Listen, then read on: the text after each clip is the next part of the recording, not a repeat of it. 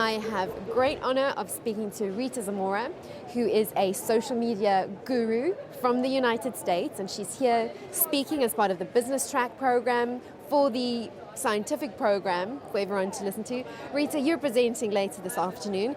Can you give us an idea of what you'll be speaking about and presenting to the dentists and practice managers who are listening to you today?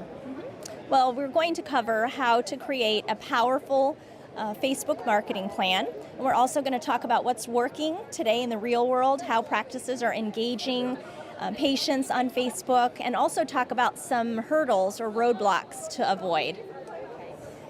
Some of the dentists that I've spoken to are hesitant and feel that Facebook is a negative thing and can give people the wrong impression of who you are as a person.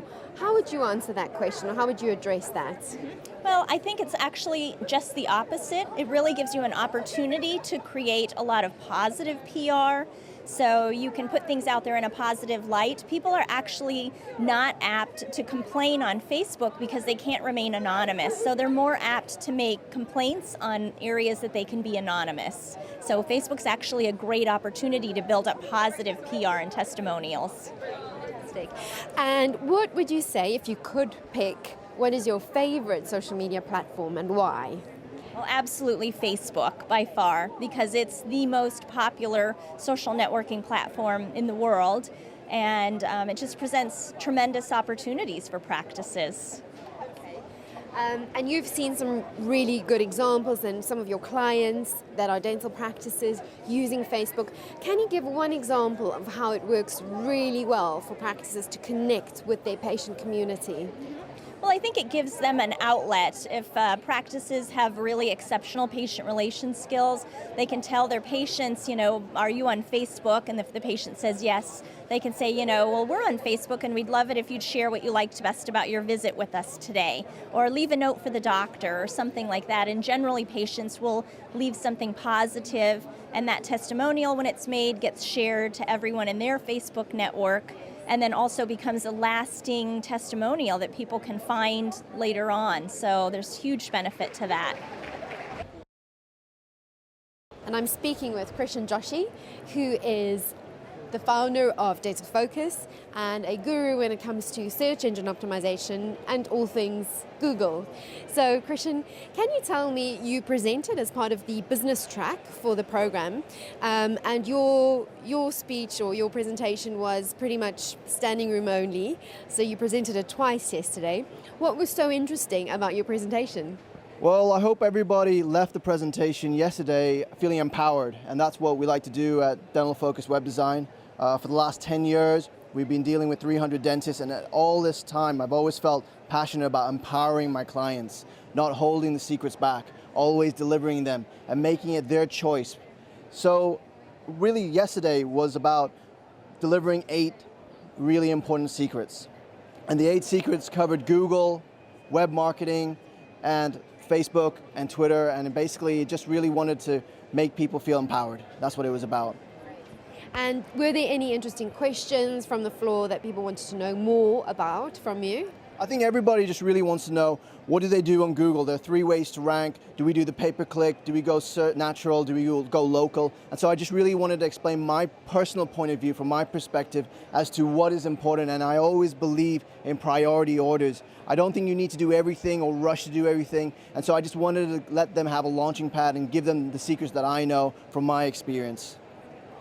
Great. And why do you think it's important that your topic of presentation was included in a show that's pretty much about clinical dentistry? Sure.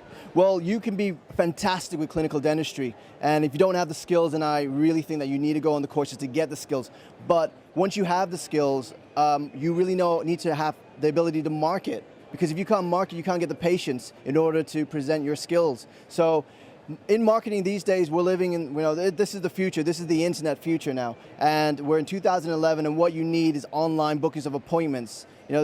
So really, this is what is all happening, and it really needs to be more exciting and more lively now. You can't just have a brochure on the internet, it has to be involved. We're living in a 24/7 world, and the internet is one of the biggest forms of marketing. And what people are missing out on is the fact that word of mouth now happens on the internet. It doesn't happen on an individual to individual basis on the telephone or through conversation. What happens is through social media and through Google and through websites, you have the ability to one click share with everybody. So now you share with everybody and word of mouth happens on the internet.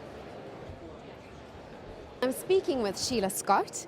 Sheila was part of the business track presentation program for people who are attending the show. Sheila, can you tell me a bit about what you spoke about in your presentation? Basically, I'm on a one-woman campaign to change the face of dentistry, to make sure that dentists talk to patients about their health, because what I know from my research is that's what patients are looking for. They want dentists to help keep them healthy, and if dentists get that right, everything else is easy. And what were the frequently asked questions? Because I presume it's quite a new concept for some people. So what do they ask? What do they misunderstand about what you're trying to do? Well, basically, it's an old concept. Way back in the 1950s, 1960s, there were dentists championing the health-focused preventive practice way back then. And my feeling is that a lot of the younger dentists have got swept up in the big movement towards cosmetic dentistry, which is great. There's a huge opportunity. But if they can put their cosmetic dentistry within the whole ethos of the health-focused practice, and they can make sure that prevention comes first. Cosmetic dentistry is actually not just easier to do, but it's easier to get interest in from patients. So rather than spending £15,000 a month getting new patients in for cosmetic dentistry, all they've got to do is organise their existing practice more in the right focus in terms of what patients are looking for. And the other forms of dentistry become much easier to attract from those patients. And that's my message. And can you tell us a bit about your background and what's led you up to this point and how you've become this one-woman campaigner for this particular cause? Okay, basically I'm a psychologist first, a marketer second, so I've got a license to mess with dentists' heads and a license to mess with their businesses, if you like. And when I first became a business consultant in dentistry in the early 90s, late 80s, I started using my training in marketing by finding out what it was that patients wanted from their dentist. And everything that I do with practices comes from my research into what patients want.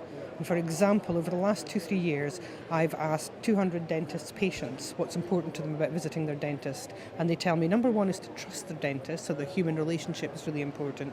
And number two is treatments, advice, help to ensure that they stay healthy. Patients do not come into practices hoping for a filling. They come into practices going, I hope I don't need anything. And that's how they communicate this interest in health. But there's lots of information, lots of research in the journals, in back articles about the health is what patients are looking for. And that's all I'm doing. That's all I was talking about today.